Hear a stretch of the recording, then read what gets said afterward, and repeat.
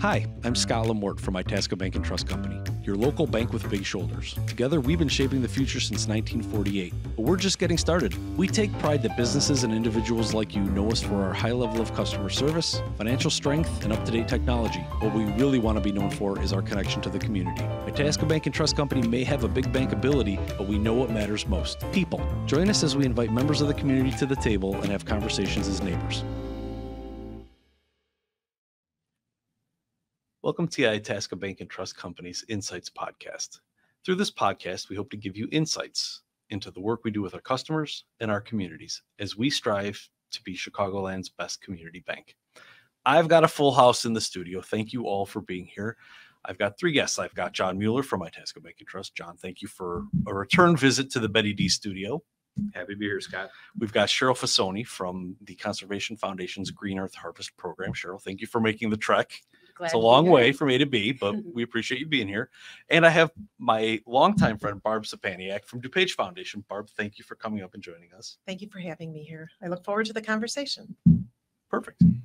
So let's do a little get to know you just so that everyone is familiar with us and our backgrounds here. So John, you want to go first? Normally I would say ladies first, but John's will be the shortest because he's been here before. So just a little bit about what you do at the bank. Sure. I'm in commercial lending with the bank. I've been with the bank for almost 13 years now, a lender for nearly 20, and handle, you name it, from A to Z other than home loans. And if you have interest in knowing what John does, go to itascabank.com, and there's a podcast episode about lending that features John. So John, thanks for coming back. Sheryl, tell us about Sheryl. Sure. I was raised in Palatine, and after college, spent about 10 years in the city, then moved out to the suburbs where I live currently in Lisle and have for the last 20 years.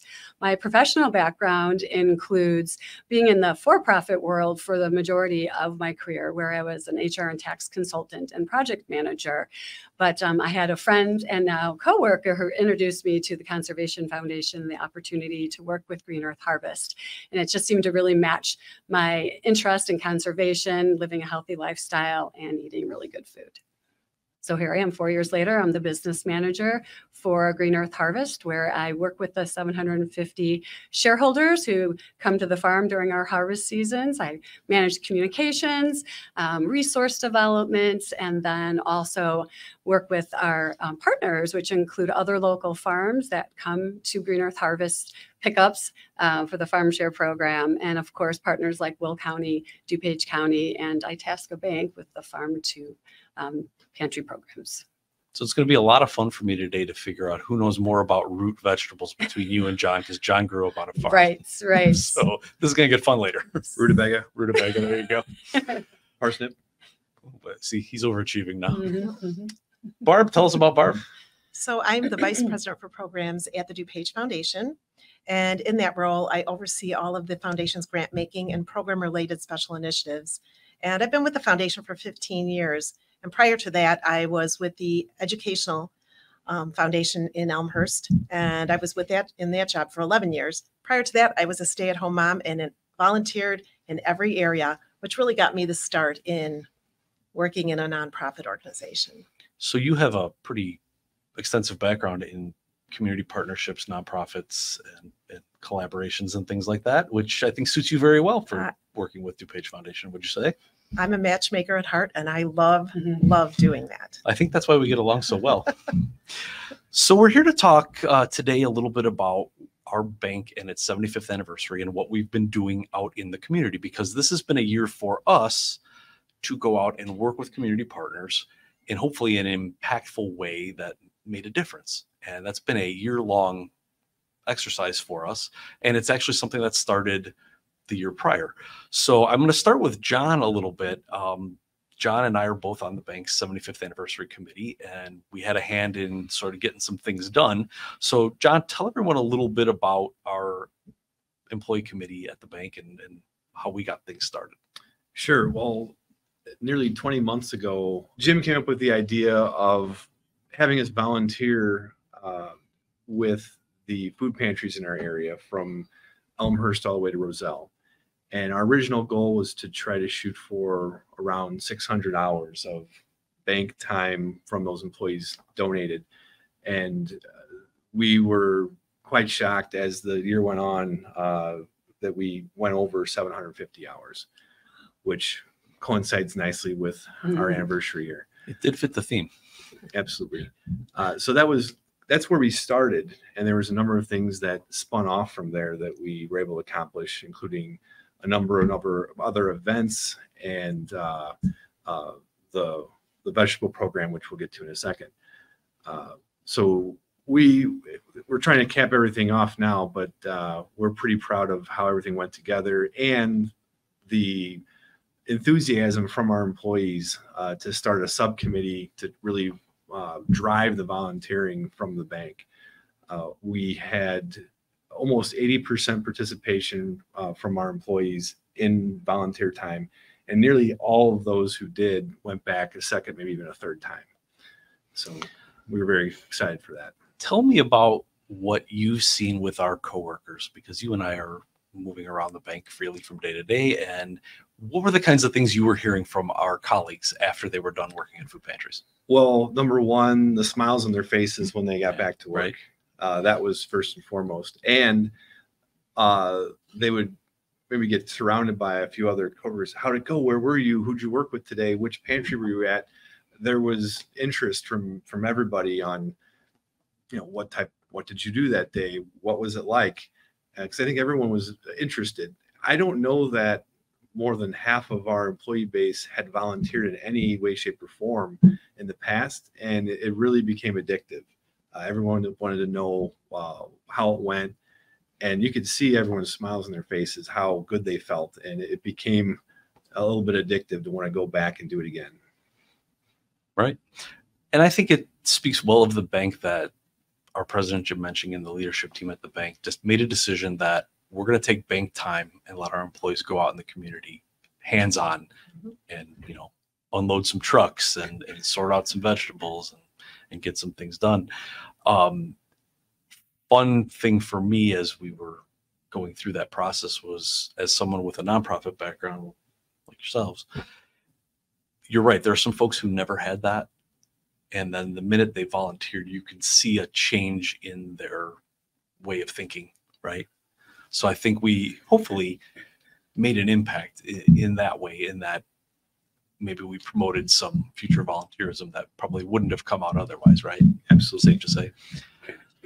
So do you think, John, that our volunteering efforts are going to have a lasting impact, or do you think this ends on December 31st of 2023 when the anniversary year is over? What do you think? No, it's going to continue, not formally through the bank, but those individuals. Many employees, after their second or third trip to whichever pantry they went to, started to ask, well, can we come on the weekend? Can I bring my family? They're asking me about it. So I think we really rolled a snowball down a hill here, and excited to see where it's going to go. You're a man of many metaphors. I like that. Good one. Roll the snowball down a hill. So towards the end of the fall, we also had a fairly large food and personal care product drive, right? Talk a little bit about how that manifested. Sure. We have done them in the past, especially for our local Itasca pantry. But through our year and a half of planning, we found out that it wasn't just cans of corn and green beans. We're making Sheryl sad because she grows green beans. Exactly. It wasn't. It wasn't. Cans. Right. It wasn't go stop at Aldi right before Thanksgiving. Right. Because we found out that throughout the year there's different need levels, and there's a greater need for personal care products, sanitary products and things like that, that most people aren't going to think about. You're thinking of food pantry, and that the one time a year that they are overwhelmed and really don't need that much help is Thanksgiving, which when you think about it makes a lot of sense. So we asked them, when are the times of the most need? And typically it's the couple months leading up to the holidays. because folks aren't donating. Supplies are dwindling and exactly the shelves are getting barren. So we found that deodorant, shampoo, Right. toothbrushes, a lot of these type of items were in similar or greater need than actual food, whether it's shelf staple, vegetables, you name it. Right. So that was, I think many of us didn't have any idea that that was the case. So sidebar story to that, my own personal interest when we had the care drive is like, okay, what can I do? And the pantries had given us a list of things, right? So we knew what each pantry wanted. The one that sort of made my head explode, spices. It's great that you get chicken donated to you, but if you don't have a way to season it, and people aren't going to spend money on onion powder, garlic salt, and all those kinds of things. So that for me was something personally I learned from that food drive, that those are the kinds of things that we all take for granted. I mean, I don't know about you all, but I have a Lazy Susan full of spices. I don't think twice about it, right? Definitely. So when have you used that celery salt last? Exactly. Just about a week ago. That's a totally different story. Can't make chicken soup without it. John, what did you come away with personally? Like, I know what I came away with, but what, at a personal level, but what did you take away from the year? Well, from the pantry work itself, learning from the workers at the pantry what it really means to need their support. It's many people may have the image of someone who's homeless or that type of situation, but the food pantries are there for folks who maybe are just having a really hard month. They're out of a job, or they're transitioning, or they're on fixed income and aren't able to get the right amount of nutrients through what they can afford currently.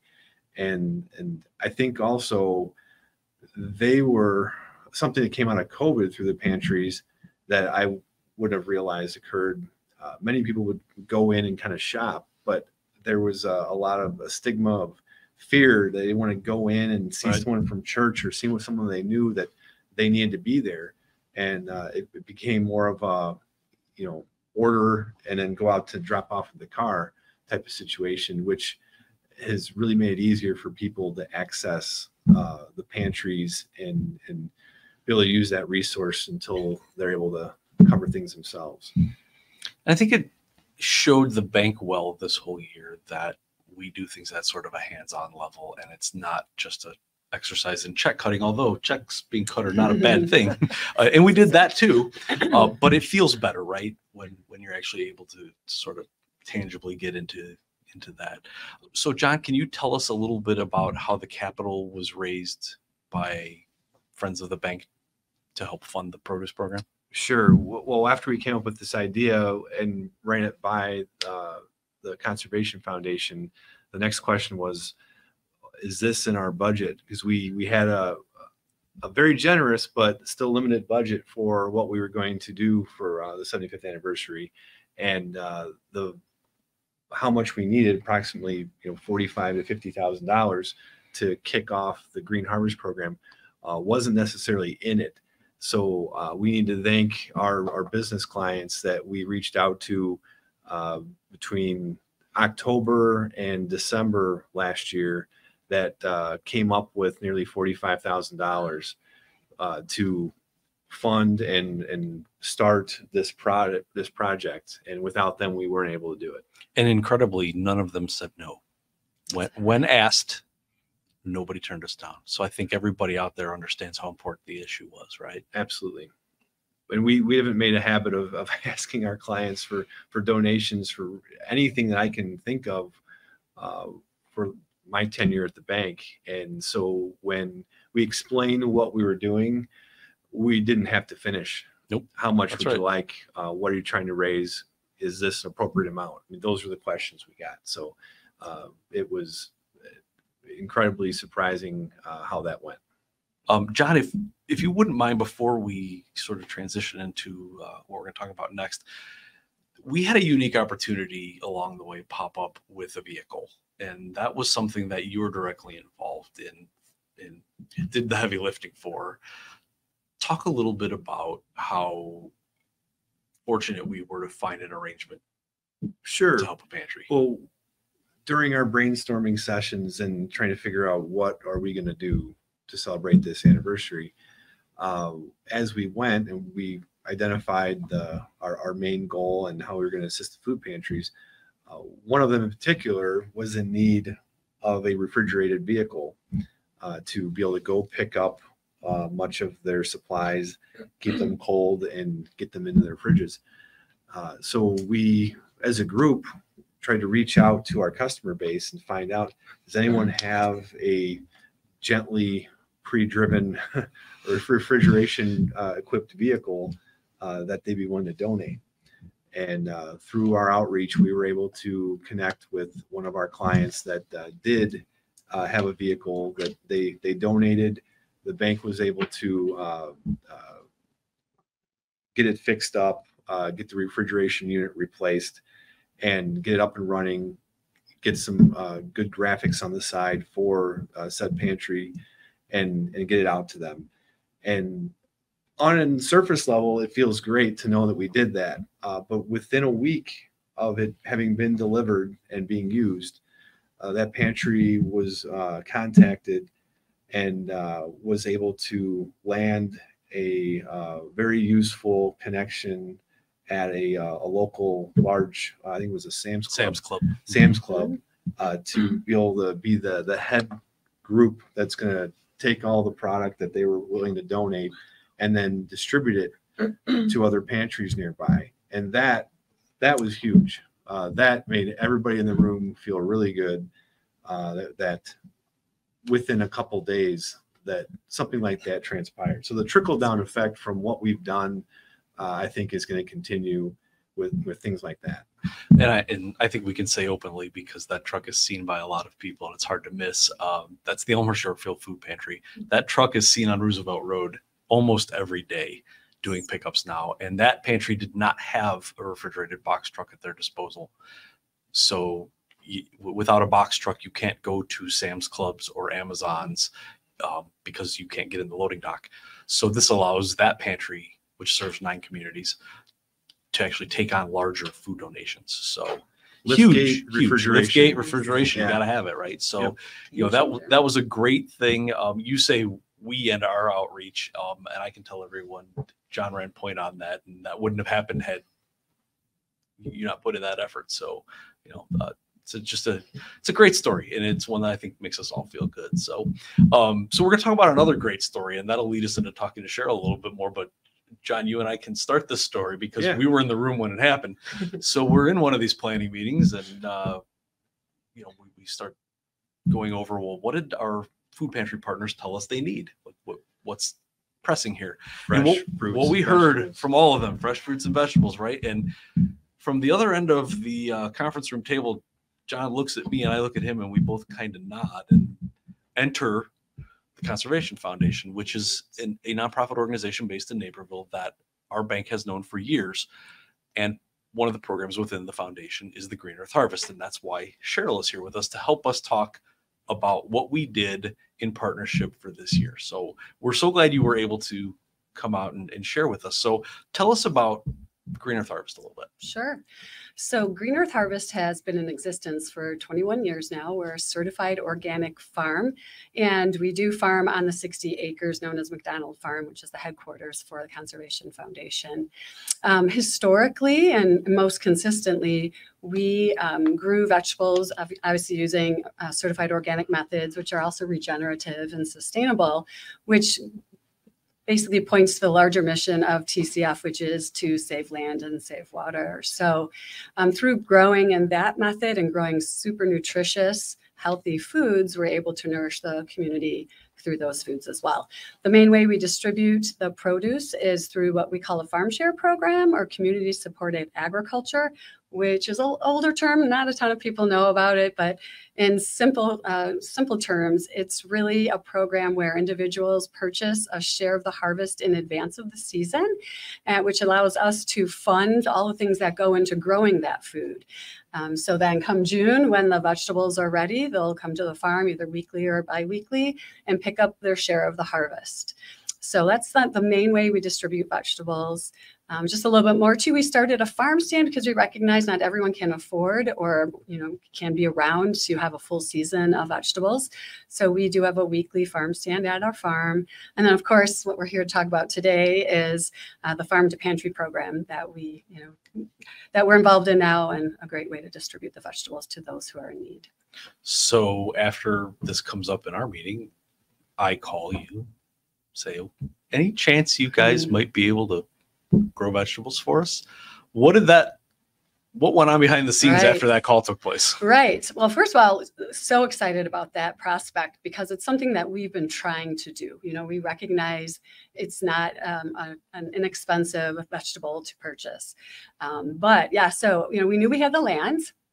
So we knew we had the land, but we weren't certain about the infrastructure. We were already kind of bursting at the seams.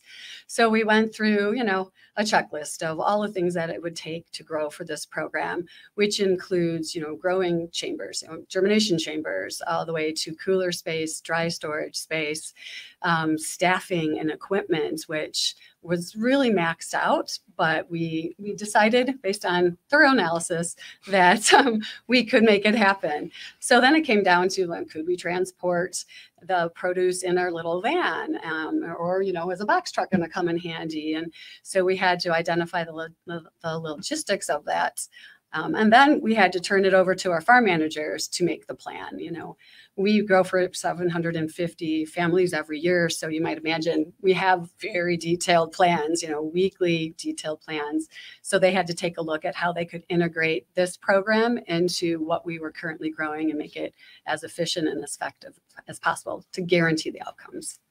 So is this kind of the first time Green Earth had taken on an endeavor like this? This is totally all new to you, right? Yeah, no, this is great. This is new. Now, we have been providing our unused vegetables to Loaves and Fishes for 15 years now, but this was absolutely the first time that we had a dedicated program that would meet the needs of the pantries in the area.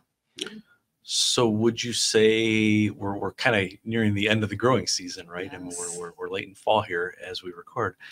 Would you say that operationally from your side of things that this was successful? You were able to do what you planned. You clearly planned. Yes. You executed. Did that all work out? It did. Actually today was the final delivery to the pantries. So our program was to deliver 500 units of vegetables every single week during our 20-week growing season. So, and that accounts for almost over 15,000 pounds of fresh vegetables that went to the pantries. So yes, I think by that metric, we definitely met the goals of the program. But I think the success is also found in the farm crew who just absolutely loved being able to grow this healthy produce for those who are in need. And then, I even heard stories from the pantry partners and how their volunteers had a renewed sense of pride in what they were doing because they had these fresh vegetables that they would eat themselves versus what they typically, rescue, which is almost spoiled things. And I think my favorite story, if I can share, Please, is one that the pantry partner shared with us. And she said when a family walked into the pantry, she heard the mom say to the kids, "Hey kids, go to those yellow bins because that's where the good stuff is." Right? So, and that were our vegetables in those yellow bins. So I think that in and of itself says we had success with the program. That's great. So just to back up a little bit and fill in some gaps, because I'm going to ask you some more questions about all this. On the bank side of things, as you're planning how to operate and execute all of this, we're looking at, okay, there's a price tag. These vegetables aren't free. Yes. How are we going to pay for that? And John, you were also a key player in helping us figure out, okay, how does this work? And when we found out what the number was we needed to get to, the bank side of things, we were able to go to our community of customers. So largely our commercial customers, small businesses, small midsize, right? Yeah. Once we identified that figure, which we needed to, there needed to be seed money, no pun intended. Yeah, no, all puns intended. All puns intended.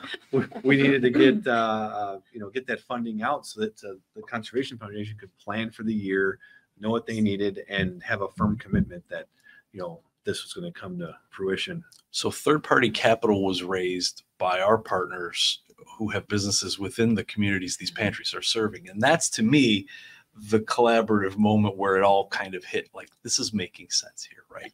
So help us along, give us, in these 20 weeks, what does a week look like? What happens on Monday, Tuesday, Wednesday, Thursday, Friday? Because I think it paints a great story of how this actually laid out pragmatically. Yeah, so we're harvesting basically every day, essentially. So we have a crew of about 10 people that work on the farm, including the farm managers and such. So on Mondays, it's a big harvest day because we have 200 farm share individuals coming to the farm on Tuesday to pick up their share of the harvest. So Monday and Tuesdays are big harvest days. Wednesdays, cultivating, those kind of things. And then Thursdays, again, is another harvest day because we had deliveries on Thursday mornings for this farm to pantry program. And then we have another pickup of the farm share at night. So the crop that's being grown gets pulled out of the ground and gets from Naperville to northern DuPage County pantries over a period of few days max, 48 hours, 72 hours, something like that. So it's amazing when you think about, there's still crops being grown on farms in Naperville, because that's kind of amazing in and of itself, but that you're able to get that produce from the ground into the hands of the neediest people in 2 or 3 days. I mean, like, that's, I don't know how amazing, like, I can't even articulate how amazing I think that is, that we're able to put that together. And to give everybody a little geography to it, the pantries serve the communities that go essentially from the eastern edge of Elmhurst and Bensenville near O'Hare all the way west through to Roselle. So that includes Wooddale, Itasca, Medina, Addison, Elmhurst, Roselle. I'm sure I'm missing a couple in there, but I mean, I think we were 11 or 12 communities roughly being served by those 5 pantry partners, all with produce coming from Naperville, which is mind-boggling. So help us, Sheryl, understand, along the way, we all got together. So our volunteer group at the bank, you and your colleagues, and the pantry partners, we all sort of get together because, okay, we think we can do this. Talk about what did you grow? How did you figure out what was needed? What did that look like? Yeah, so yes, as you said, we all got together, and we grow about 50 different vegetables at the farm, but we knew that not each and every one of those vegetables would be something that they would want. Rutabaga, for example, might be it's a tough sell. It's a tough sell. Delicious, but not a familiar vegetable. So we actually also then looked at which vegetables we could grow in enough of a mass quantity for this program, and then provided that list to the pantry partners. And then we asked them to rank it in order of need and where the vacancies were and what they were able to secure. So from that list, we had a roadmap of what we could grow for them. So what were the winners of the I've produce sweepstakes? Well, here? I can tell you they got weeks and weeks and weeks of our fresh tomatoes, slicer and heirloom tomatoes that, you can't. I had one farm stand patron say this is the best tomato he's had in 60 years. I believe. So, I think he was 65. So they had a lot of those, lots of carrots early in the season. Trying to think what else. Beets right now, those storage crops. I know there was lettuce. Lots and lots of lettuce. That doesn't weigh a lot. Right. But people really enjoy the fresh lettuce, and it's really hard, honestly, personally, to go back to store-bought lettuce when our season ends because it's just so flavorful and packed with nutrients. And I feel like for some reason, was it onions and peppers were the other ones? Yes, thank you. Yeah. So you had bumper crops too this year. We had a good season, despite it being a drought. Droughts can help farming because it doesn't wash out our ability to put seeds in the soil early in the season. So we can control then, the amount of watering and that we do versus downpours. And your crops, correct me if I'm wrong here, I'm getting a little rusty as I age, my memory's going, but your crops are irrigated by harvested rainwater, correct? Well, yes. So you're not using a hose. No, we out have of a spigot. Right. From we a have pipe. A cistern, yes, harvested rainwater, well water as well. Yep, and through a water reel that will water all the crops. A lot of people believe that's why, not only because of the care that we take with the soil and rejuvenating it each year, but because of the rainwater harvest. And I agree. I think it's what makes your crop's different, but that's just my opinion. And I had a carrot earlier on a farm visit, so I'm Right. speaking the truth. Like Yeah, I had it. So while all of this stuff is going on, and we have all these machinations going, we also had a luncheon to sort of spotlight hunger awareness, and that happened not too long ago during kind of leading into Hunger Action Month, right, Barb? So we had, what's his name, the food guy, Steve Delinsky, the food guy. Right. I booked him. You think I'd remember his name as our keynote speaker? But that luncheon also featured multiple chambers of commerce from sort of the west and northwest suburbs, and food pantry partners as well. And Barb, the DuPage Foundation was a huge part of helping us put that lunch together. And you were a panelist at that lunch. So talk to me a little bit about DuPage Foundation first off, so that everyone understands the foundation, and then a little bit about the agencies that you're familiar with related to food insecurity. So the DuPage Foundation has been serving the DuPage community for just over 35 years. And our overall vision has always been to raise the quality of life for the people that live in DuPage. And we kind of can be looked at as the engine that really drives philanthropy in the county. And we really do that in multiple ways. We work with donors and we help them to achieve their charitable objectives in the most efficient and effective way. We also support the local nonprofits, such as the food pantries, through our grant making. And then we foster key partnerships in the community. And as I mentioned earlier, we serve as a matchmaker. We're connecting, we work closely with those donors, and we're connecting them with the organizations that are doing the work in the community that they want to support. And because we are vetting those organizations out, excuse me, because we're vetting them out, we know who's doing what in the community. We know who's doing it well, and we can share that with those donors. So it's so fascinating to hear everything that you're talking about from the food pantry, in the food pantries, because we don't hear that all the time. And to know that Itasca Bank was able to bring food pantries together, and that's something that our grant committee, every time they look at an application from a food pantry, they think, do they work together? And they do now. It's wonderful. And to hear that rescue van that you talked about, how it came about, that the community members were supporting those vegetables, but that rescue van is now not only going to be supporting bringing food to Elmhurst, Yorkfield Food Pantry, it's being used for the other ones. And that's just a wonderful thing. And so. And just to go backwards a step, our bank and DuPage Foundation have a longstanding history. We go back a ways. Our current chairman, Jack Menching, was a chairman of the board of DuPage Foundation back when it was called DuPage Community Foundation. Back, that's before your and my time, right? Because we're not that old, right? Right? Sorry, Jack. Yeah, right. Oh, yeah. Jack won't watch this. It'll be fine.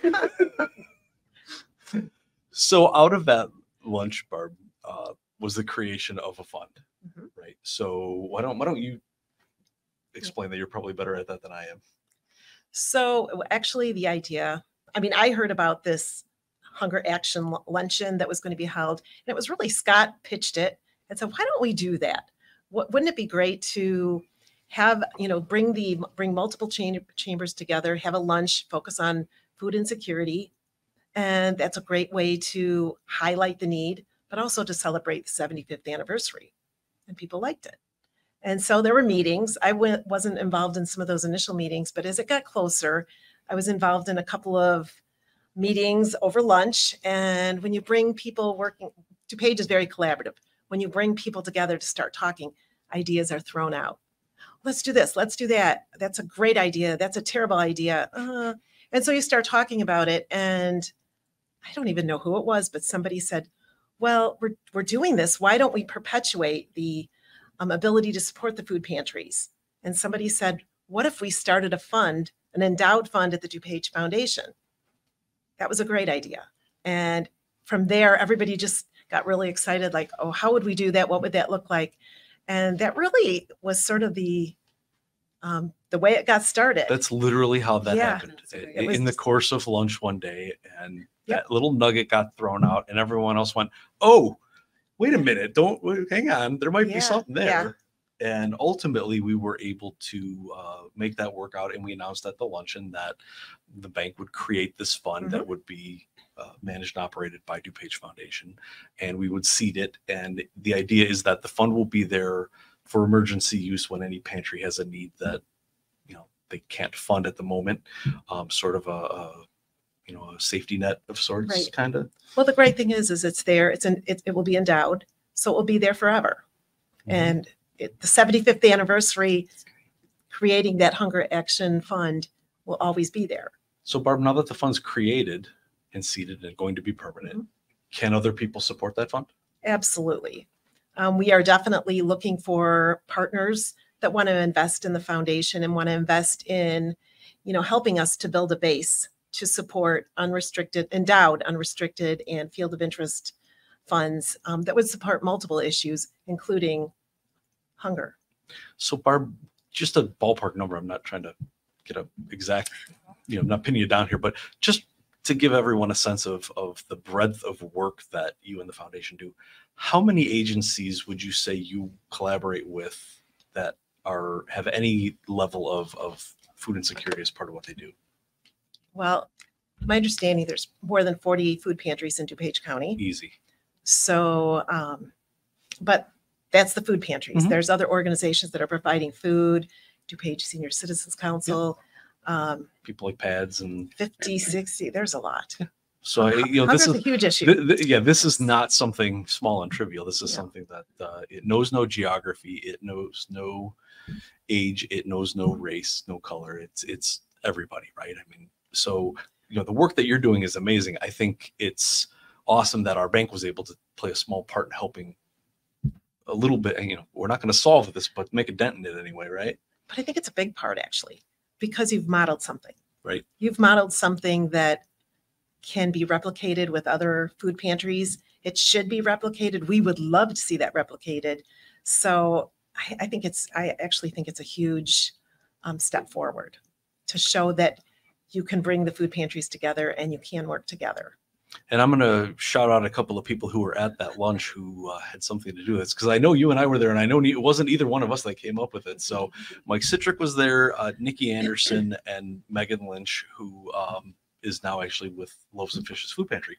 So now it's today. and Nikki Anderson is a board member of Loaves and Fishes. So, you've got some enlightened people who understand how food pantries work, right? Yeah. So you put them all at a table, and next thing you know, much like you put us at a table, and next thing you know, there's a truck going down Roosevelt Road, and next thing you know, there's piles of peppers being transported back and forth. So, this is what community collaboration is like, and that's what I think Itasca Bank Trust Co does well, is playing that role of facilitator within our communities, and communities broadly defined, in helping get things like this going. So I think this anniversary year was a great sort of spotlight for it all, but it is something that is ingrained in our bank's culture. Would you say, John? And it's kind of what we do, right? I think our tagline is together we'll shape the future. Man, so somebody should write that down. Barbara, I have one more question about that. Is what we were able to do, the things we've just been talking about, are these common? Are they hard to do? Or, how does one, if someone has an idea, do they just reach out to you? How do we facilitate that stuff? Yeah. I think it's one of those things when other people see that another company or a partnership has been formed and they see that it's successful, they want to be a part of it.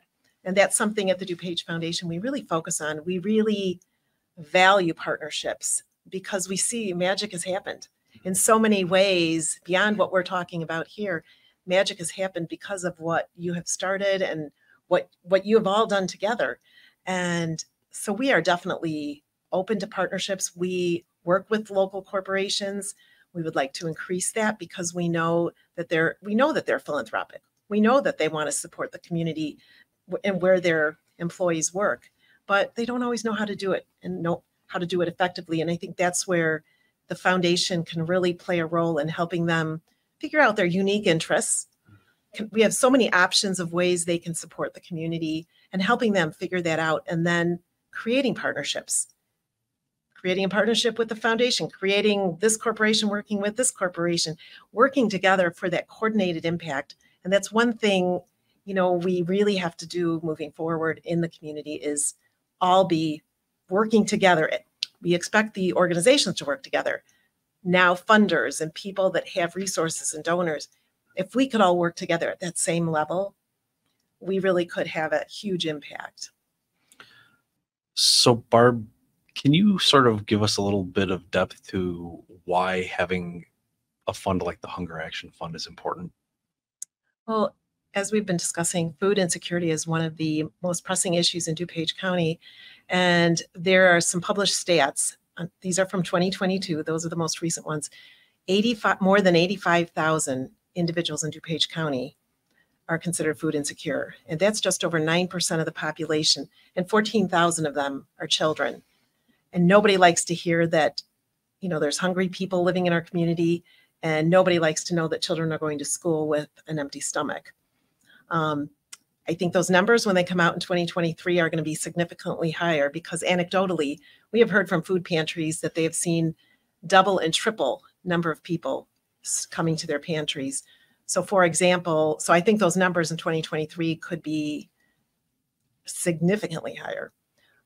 For example, at Loaves and Fishes, they reported in 2022, they were serving about 3,000 clients per week. In 2023, they've been serving between 8,000 and 9,000 per week. That's triple. And that's the largest food pantry in Illinois. And then another food pantry in DuPage County, they served 19,000 families in fiscal year 22 and 40,000 families in fiscal year 23. And we're hearing this across almost all of the food pantries. But those just really highlight why the fund is so important for our community. And at the cost of eggs and cereal and you're hearing, grain shortages and things like that. And it's a scary proposition. So they're trying to meet the demand Feed at the same more time. Exactly. You said it great. Yeah. Wow. If I'm a pantry that is short on a staple good and I'd like to access this fund, how would I go about that? Well, we have our community needs grant program. So you would apply through that. Excellent. So that's something that DuPage Foundation has been doing as long as I've known them. That fund has been around for 35 years now, something like that, pretty much. Yeah. Pretty much the beginning since the beginning. Wow. So I want to step back from food insecurity just for a second, because I want our listeners and viewers to also understand there are other issues going on that you're working with. So talk just a little bit, give us, what does 2024 look like for you? And what are the other issues that you're dealing with that are prevalent right now? I would think one of the other issues that is probably equivalent to the food insecurity is mental health. Mm-hmm. And it's one of those things that has just escalated since the pandemic. And it's one that affects people regardless of their socioeconomic status. I think everybody could say they know somebody that has dealt with some sort of a mental health issue or a substance use disorder issue. So we really are focusing on that. Mm-hmm. The other issue is housing. In DuPage County, we all know it's pretty expensive. And an average 1-bedroom apartment costs $1,800 in DuPage. And there's a rule of thumb that that you should only be spending 30% of your income on housing. Yet 40% of the renters are spending more than 30% in their housing, which means they can't afford food. They can't afford some of those other basic needs. And just to afford that 1-bedroom apartment, you have to be making like $75,000. And if you think of the clients that are coming to food pantry, I don't think they have $75,000. Right. So housing is a definite issue. And we know there's an interrelatedness between the social services. Yep. So, mental health and homelessness, for example, are Yep. often intertwined to one another, unfortunately. So, I applaud the agencies that work at trying to solve all of those issues. But, you've got your work cut out for you next year, don't you? Yeah. And the interesting thing is the food pantries, that's the first place most people will go and access some sort of service. So all of the organizations are getting more collaborative, and they're realizing they need to be available when clients are coming to the food pantries. And now they are actually sitting at tables, not forcing people to walk through and talk to them, but being available and saying, if you're having problems in this area, we can help you. Early childhood, mental health, all of those partners in the community. DuPage is a very collaborative community in so many ways. Yeah, I completely agree with that. We're just figuring out new ways that we need to collaborate and to work together and coordinate. And as a funder, we need to coordinate our funding. Right. Cheryl, what does 2024 look like for you in the Green Earth Harvest? Actually, it's what we're talking about here is continuing the funding for farm to pantry programs and even expanding it. We have another 7 acres that can be utilized to expand this pantry program, further to other. I'm going to point out that areas. John knows how to drive a tractor. Excellent. Yes, he does. Yes, he does. Happy We also to need come another cultivate. tractor. Yeah, come on out. So how many acres total is tillable acres? Yes. Yes, the Green term. Yeah. Harvest have? Yeah, so there's 60 acres in total on Uh-huh. McDonald Farm. 49 of those acres can be used for agriculture.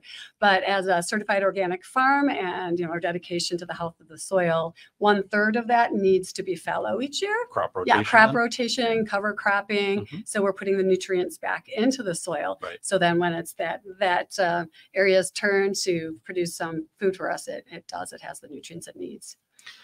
I'm glad to hear that what we were able to pilot this year is something that everyone agrees is something we can try to grow from, and hopefully we can continue that progress.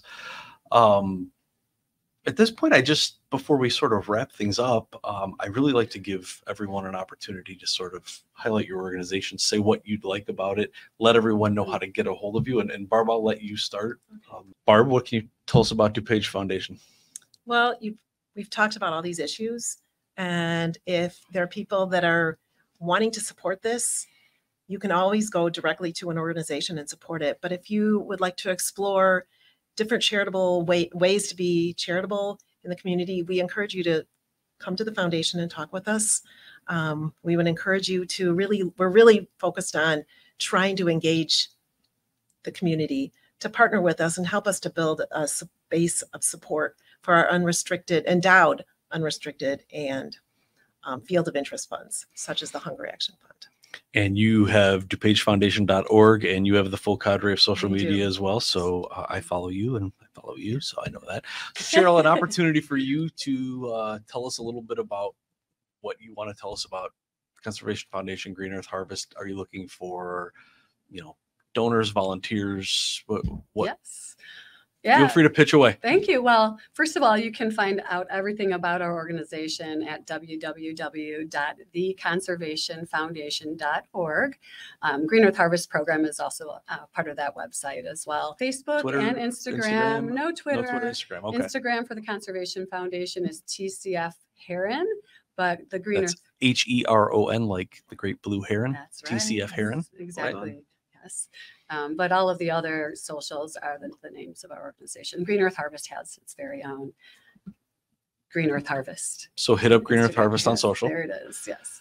But, yes, we are a grassroots organization working locally in our communities. So, there are river sweep opportunities from the Conservation Foundation side of things, land restoration opportunities, where children and adults can work to connect to nature and get out in nature more often for mental health purposes, all of those things just to be healthy in and of itself in the community. So lastly, John, if you want a subprime loan, they should reach you where? ItascaBank.com. We stick to non-subprime loans best we can, but I'm very much looking forward to a year of getting back to what I've been doing. I enjoyed very much our planning for the last 20 months. But I think most of the folks on our anniversary committee are looking forward to the break and the action. You've got It's a been lot a done. It's been a hectic long year. year. We'll normalize a little bit, but anybody who would like to know more about what the bank is up to can feel free to view our podcast. For one, they're available at www.itascabank.com right on our homepage. You can certainly reach out to me directly as well. Anybody have anything else? Cheryl? I'd like to circle back to the Green Earth Please. Harvest. You go right ahead. So, again, we're looking for funding to continue these programs, but we do have volunteers that come out every week that support Sure. the nonprofit farm. You can support the farm in different ways, coming to our farm stand. We have community events out at the farm, which are a lot of fun. So look us up and check it out. And John, I know your son enjoyed his last visit to the farm, did he not? Absolutely. We enjoyed the farm to fork. I think that's the official term, the farm to fork dinner. That was last month, I believe. And remind me the name of the chef. Chef Paul Verant. Paul Paul Verant. Verant. Our friend Paul Put Verant. together an incredible menu with locally sourced, the produce. Nearly all of it was from the Green Earth Harvest Program, and from the meat from local farmers as well. I'm even willing to cheap plug Chef Paul. So Sure. Bistro Prime in Hinsdale. I've been there, Chef Paul. He does exceptionally well with canning, pickling, and using organic crops. So if you enjoy that kind of food, that's your place. So check him out too. So The primary source of protein for the meal was pork shoulder shredded. And my son, Luke, who's 11 years old, joined me. And as I turned to speak with someone in line, he put nearly a pound of meat on his plate, which I was horrified to see, considering we were near the front of the line. There was yes. many people there that were looking forward to eating. He did finish all of it attaboy. and visited the dessert table 3 times. Oh my Nice. gosh. A lot of fun to be had at the farm, right, Sure. Cheryl? Yes, always. Well, with that, I'll wrap it up. Barb, Cheryl, John, thank all three of you for being here. This has been great conversation. I'm so glad you were willing to share what we were able to get done this year. I think it highlights all of our organizations respectively. And I'm just glad we had the opportunity to be here and tell that story. So with that, this has been the Itasca Bank and Trust Insights podcast. Thanks for watching.